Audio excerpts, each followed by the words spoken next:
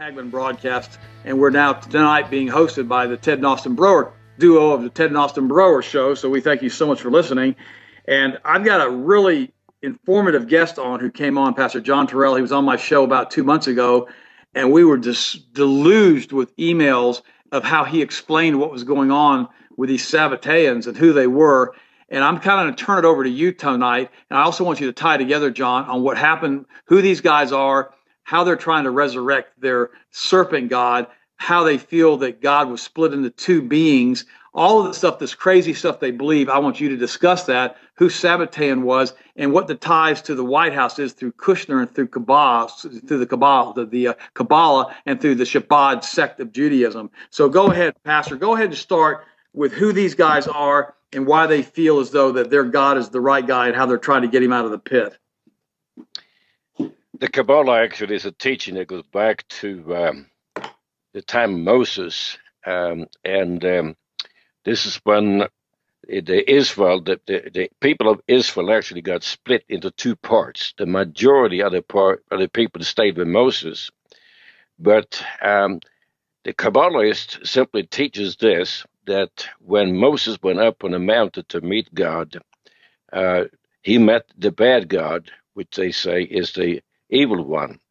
And the 70 elders at the bottom, they met the good God, and his name, they said, is Lucifer.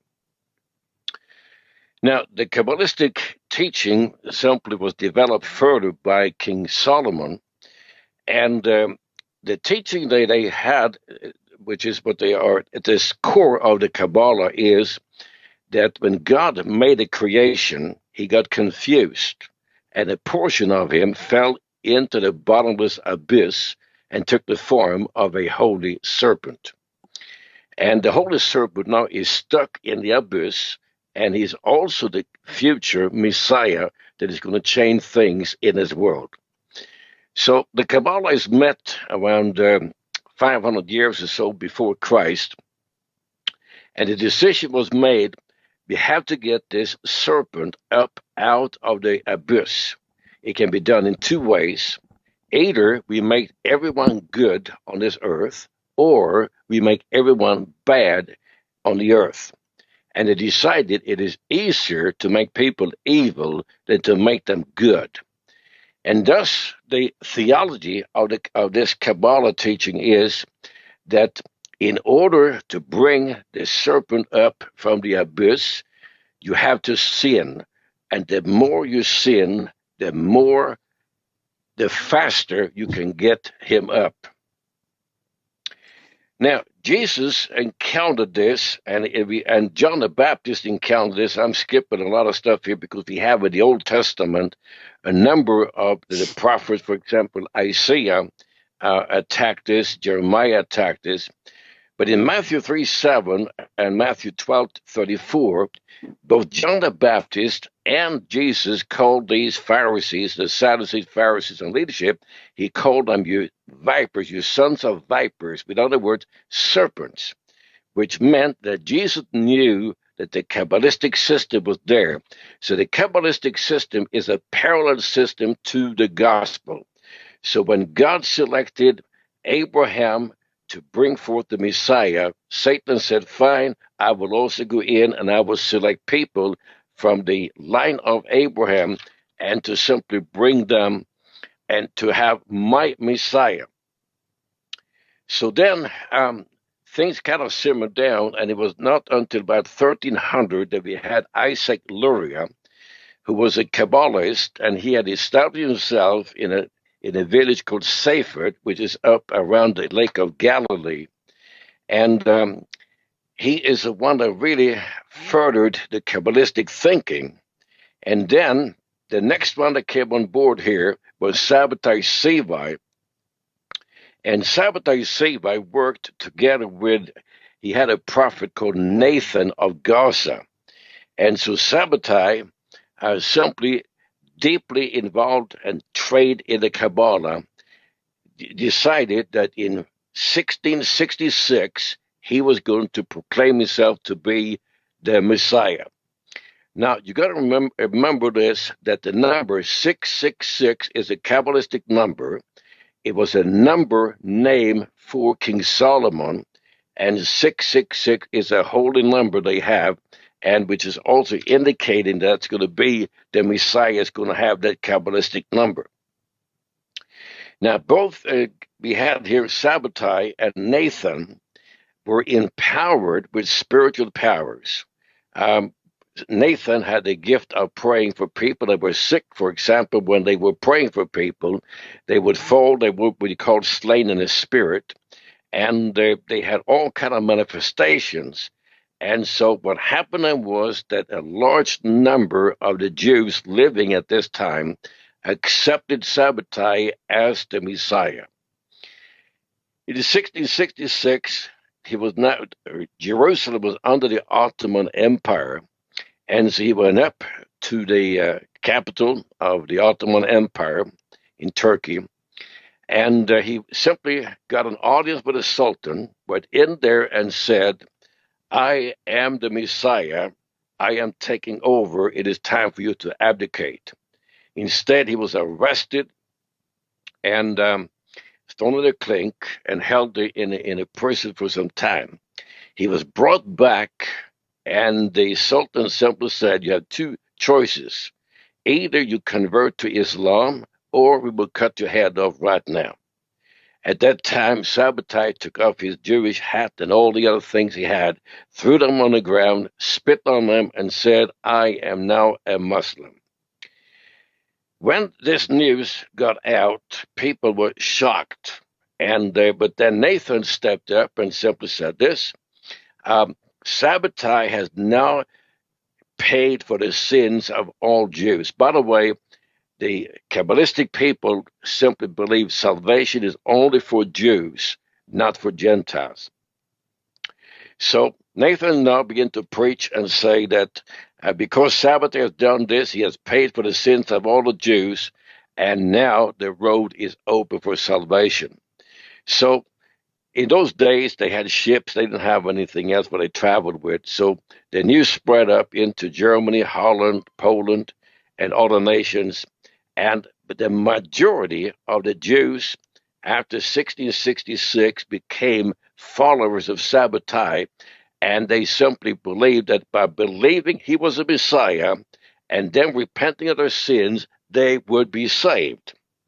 And at the same time, they were waiting for the super Messiah to come, which is the Holy Serpent. So just like Sabbatai had sinned, they had to sin. Many Jews in Poland, Germany, Holland, and other places, Italy, and so on, they converted to is whatever religion they had at that time. So this is why we had a lot of Jews became Muslims, some became Catholics, some became Protestants, and so on. But the teaching was, on their deathbed, they would renounce the religion they had adopted and confess, "I am a follower of Sabbatai Seva." Then, about 100 years later, we had Jacob Frank. He was a Polish Jew and a rabbi. And in 1751, he had met with a lot of Sabbateans in Europe. And he simply said, "I am Sabbatai Seva resurrected. I'm incarnated. I am now the Messiah." And so a lot of people followed him. And so we now had Sabbateans, we got Frankists, and so on. Now, Pastor, I want to add one more thing to that real quick. In 1776, I mentioned this before you came on the air, the Frankists, the successors of the Sabbateans, were excommunicated by the established rabbis because of the satanic practices they had become involved in. So this is not something that's been endorsed by mainstream Jewry. It has not been done like that. This is something that these guys are a sect that's involved with all of this stuff. Go ahead and continue. This is correct. Now, Sabbatai was able to get a lot of people to follow him, where Jacob Frank was more limited. Now, the Kabbalistic system that existed, now after Jacob Frank died, Sabbatai was dead, and then the Kabbalistic movement got into another movement, which is known as Chabad, which is spelled Chabad, and it is an acronym of Hebrew, and it means understanding and knowledge. Now, just like we had the Rothschilds, we had now the Schneerson dynasty. And the first rabbi that what we had was in 1775, he founded Chabad, and that was the first Schneerson. And then we had 7 rabbis after that. We had Dover from 1812 to 1827, Menachem from 1831 to 1866, Shmuel from 1866 to 1882, Sholem from 1892 to 1920, Joseph from 1920 to 1950, and then you had the very famous rabbi Menachem Mendel Schneerson from 1951 to 1994. Now, the Chabad is probably today the largest movement in Judaism, the largest group of them. They have a lot of orphanages, they have a lot of yeshivas, they have a lot of different things, they do a lot of good works and so on. But deeply hidden in there is the Kabbalistic teaching, and they are waiting for the Messiah. But they declared that Joseph was a Messiah. They declared that Menachem Mendel Schneerson was a Messiah, and they are actually waiting for Menachem Schneerson to be resurrected. His grave in New York is, they simply say it's equal to the Wailing Wall, and people are going there constantly to pray, and they say if we go and pray at his grave, we get answers. So this is how the Kabbalah has moved on through the Chabad. We also got other synagogues that are Kabbalistic synagogues. The interesting thing is that Jared Kushner, who is the son-in-law to President Trump, is a member of Chabad. His dad actually was a member, and so he grew up in that. And so the teaching in the Chabad is this: there will be a Messiah, there will be a world government, and that the Kabbalistic Jewish leadership are going to be on top of it, and they're going to be the ones that are going to rule the world through the power of this Messiah. And so that's the background to the Kabbalistic teaching. Well, it's also interesting, Pastor. I was watching Brad Metzler Decoded just the other day again on YouTube, and he did a show. It was called The Spear of Destiny, in which he was meeting with a man in a church who had basically his boss had stolen the Spear of Destiny from Hitler. Now, the Spear of Destiny is the spear that was plunged into Jesus' side on the cross, according to the teachings of the folks who believe in the Spear of Destiny. And it was said that if a Spear of Destiny was being held by a fighting army, they could never be defeated. And it was stolen. Hitler took it out of an Austrian museum that turned right around, and then somebody stole it from Hitler. And this guy was talking to the man who stole it from Hitler. Now, you guys can go watch this video yourself on the YouTube channel, and it's called The Spear of Destiny, Brad Metzler, and it's also decoded. And it's a very interesting video that you can watch. It's like 1 hour long. And what was interesting, the guy says that the guys who stole the video, the spear from Hitler, consider themselves to be the benign Nephilim, sons of the fallen, or the sons of Lucifer, the actual DNA lineage of Lucifer, and that they want to take this spear of destiny and they want to rebuild the temple in Jerusalem, and they want to pierce their Messiah with this in the Holy of Holies to bring him into world power, and that these guys believe that their bloodlines are of this and that they're willing to die for what they believe. You need to watch the video altogether if you want to understand what that means. What happens in the Old Testament when you look at Genesis chapter 6, and Pastor, I'm sure you're aware of this, is we have these fallen angels breeding with women and creating Nephilim and all these different genetic hybrids. And then during the flood, these things were destroyed, but it says they were there after the flood also, before and after the flood. And this is when you have the giants with Goliath, with David fighting the giant, and all of the things that were happening with the Canaanites. A lot of people believe, and I also believe, that this is the lineage of the DNA of the fallen angels, who basically are the ones that have this Luciferian bloodline. these guys that are completely just crazy about their bloodline. You have to get their permission to be married. We talked about that just a few moments ago. These guys claim to be in that lineage of Lucifer himself. I also believe, and I've read and done some research, Pastor, that when Jesus was calling out the Jews who were trying to have him crucified, he said they were the children of the devil. I personally believe, and I believe that the research substantiates this, that they also had the same bloodline, the same DNA as Lucifer, and Jesus saw that, and he knew where they were, and that's why they were also called the synagogue of Satan, and also, like you said, the den of vipers or serpents. This group of people that were being taught by the fallen angels all the way back in the beginning of time, all the way before Moses, these guys basically infiltrated the thought and the teachings and the people of Israel when they were brought into the promised land. Because remember, there were only a few of them in the promised land to begin with, and they were infiltrated with this teaching from Egypt, with all of this stuff with Isis and all of the stuff with the phallic symbols and the pyramids. Explain how all that ties together all the way back with Isis and what happened with these guys, Pastor.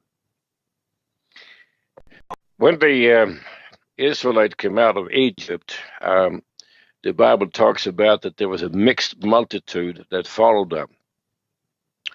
Now we have some indications in the Bible about this. For example, in Leviticus chapter 10, this is something that if you don't know about the Kabbalah, you don't think much about it.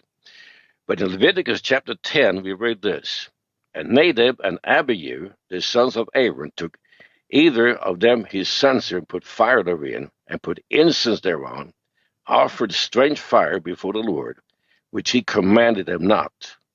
And there went out fire from the Lord, and devoured them, and they died before the Lord. Then Moses said to Aaron, This is that the Lord spake, saying, I will be sanctified in them that come nigh me, and before all the people I will be glorified. And Aaron held his peace. He couldn't say anything. Now, in verse number 6, Moses simply say this: do not grieve. You take these men out, bury them. Do not grieve over them. And so this was a very hard attack upon Moses as the Kabbalists were coming in. Now, in chapter 16 of Numbers, it's another interesting thing here that we find as these people manifested themselves. And we read this from 16:1. Now Korah, the son of Ishar, the son of Kohath, the son of Levi, and Dathan and Abiram, the sons of Elab, and On, the sons of Peleth, sons of Reuben, took men. And they rose up before Moses with certain of the children of Israel, 250 princes of the assembly, famous in the congregation, men of renown. And they gathered themselves together against Moses, against Aaron, and said to them, You take too much upon you, seeing all the congregation are holy, every one of them, and the Lord is among them. Wherefore then lift you yourself up above the congregation of the Lord. And so Korah and his followers simply said, we want to go back to Egypt. In this chapter, Moses was shaken, and he simply prayed, and he asked God that if Moses was true to God, he said, I want these men to die a very strange death, very unusual, so that no one could explain it. And if you read in that chapter, the earth opened up, and all these men and their wives and everything at this went straight down into hell, and then the earth closed itself up again. It scared the daylight out of the people. They simply fled. And later on, they accused Moses of witchcraft, saying, you killed these people with your power. And so we had a struggle here between the Kabbalists and the followers of God. Then, for example, now if we go up to 2 Kings, chapter 21, we have a very interesting, that's 2 Kings, and chapter 21, and we're going to pick it up in the first few verses here. And this is about Manasseh, that he was sinning. But then Josiah in chapter 22 here. He was 8 years old when he began to reign. He did that right of the Lord. And we read here in further down here that he destroyed the serpent, the brazen serpent, which had been used by Moses. So they were worshiping the serpent, which again is Kabbalistic. So through the Old Testament, we have also in Isaiah thunders about them, and also Jeremiah. So there was a struggle in Israel. And at the time of Jesus, the high priest, the scribes, and the Pharisees were not only Talmudists, they were also Kabbalists. And it's interesting that the Orthodox Jews believe that the Messiah is only a man, while the Kabbalistic Jews believe that he is God. And so when Jesus proclaimed himself to be God, this is when the high priest went ballistic and said, this is blasphemy, because he could not fathom that God would simply send his son down to die for us here on the earth. So all through the Old Testament, there are several things here that I brought up where simply God used his prophets to attack and destroy the Kabbalistic system. And then, of course, Jesus warned us about it in the book of Revelation. So eventually, the Kabbalists will be allowed to take over the world, and they will be an antichrist, and it will be a certain time that he will reign. And then we will have the end of it when Jesus comes back and Satan is dealt with once and for all, and the false prophet and the Antichrist is cast into the lake of fire. Well, that's a very good summary, Pastor. Now, Pastor, how can people get information from you? I know you have a website, you have some books that you've written on this particular topic. Go ahead and give me your website so if people want to contact you, they can, please. Our website is eaec.org. It stands for European American Evangelistic Crusades, eaec.org. Now, I have written 8 Kabbalah books. Matter of fact, today we printed the 8th Kabbalah book, which is dealing with the takeover of the educational system of the United States from 1850 and up. And I'm excited at this particular book. Now, what I summarized here today, you will find it in the Kabbalah book series, which is from Kabbalah book number 1 to number 8 that is now available. And you go on our website and order it right there. We have a PayPal account. And so you can find it at any time you want to. I also have a lot of other articles on our website. Particularly, I have newsletters that I've written back from 2001 and up about a number of different issues of the where I bring in politics and so on.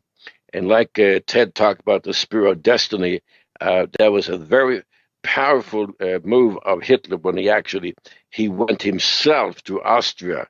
And when he walked into the museum where the spirit was held, he told no one could walk in with him. There was a closed door, and when he came out, he was a changed man. There was a strange power over him after he had been in there alone. And I believe that he was praying in there and simply gave himself over to Satan completely. And so he wanted that spirit to be brought up into Germany because he felt if I had that, he would be victorious. Wow, Pastor. I tell you, I could listen to your teachings all night. I mean, and again, I want to emphasize, I said this 4 times. I'm going to say it again.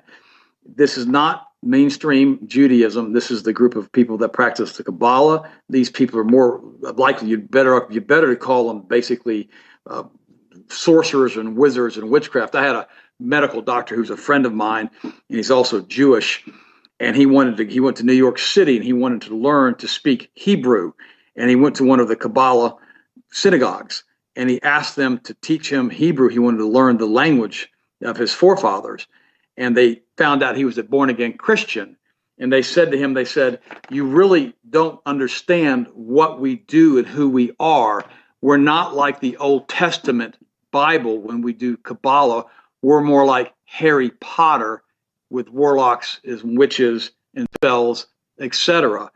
And I thought that was a very good description. They told him that personally, that was what he could expect when they ended up and in fact, they refused to teach him anything about the speaking of Hebrew simply because they did not want him being there because he was a born again, spirit filled Christian. So, guys, what Pastor's told you tonight is interesting, and it's very, very controversial.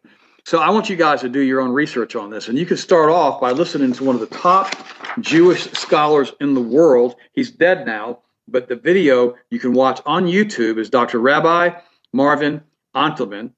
He was basically a rabbi and a chemist. He was author of the Encyclopedia of Electrochemical Potentials and the Encyclopedia of Thermoplastic Materials. He's a holder of numerous patents related to these topics. However, he's most well known for his 2-volume book, To Eliminate the Opiate and the Expose on Secret Society. Thank you so much, Pastor Torrel, for being on with me tonight. I really appreciate you. I'll have you back on my show. God bless you, and I'll talk to you next time, buddy. Bless you.